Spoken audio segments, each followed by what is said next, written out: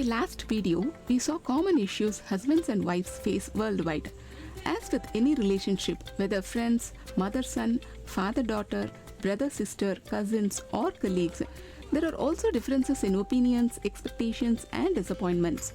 However, we don't pay much attention to these issues in those relationships. In husband and wife relationships, even the most minor things create a significant impact, making us lose patience and leading to many family dramas. Understanding how nature designed males and females and how we have evolved since the prehistoric age would help us better understand our life partners. Are you up for it? Hey friends, let's continue discussing the evergreen topic of the husband and wife relationship. I am Nagalata. What was life like for our ancestors during the prehistoric age? Men and women lived happily together and worked in harmony. Men hunted and protected their families from danger. The women nurtured their families. Their bodies and brains developed accordingly. I repeat myself, men hunted, women gathered. Men protected, women nurtured. Alright? That was their job description. As a result, men and women evolved differently. Scientists say that this genetic memory still dictates our instinctive behavior, beliefs, and priorities. The man would venture out into a hostile and dangerous world each day to bring food back to the family. He protected them from animals and enemies.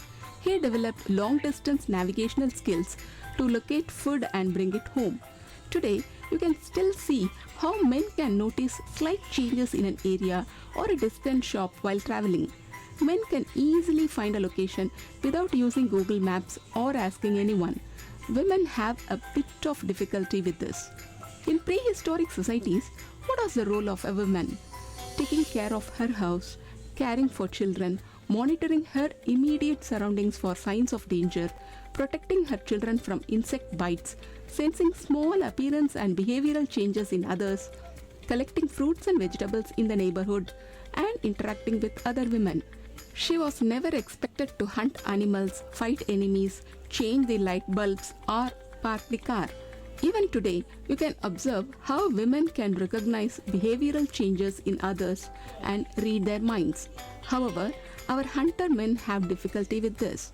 Who has trouble finding a key or kerchief, having trouble finding items in the refrigerator or kitchen all the time? That's right, it's men.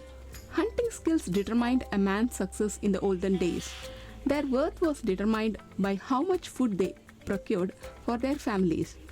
The men were protectors and breadwinners. Men in prehistoric times were not responsible for bathing their children, dressing them up appropriately, changing napkins for them, keeping the cave clean, putting out the garbage, or understanding and responding to children's feelings.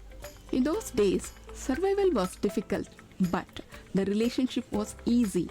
After a long day of hunting, the men would relax around the fire, playing games or sharing jokes in the evening. Do you understand the never die mentality that persists in men even today?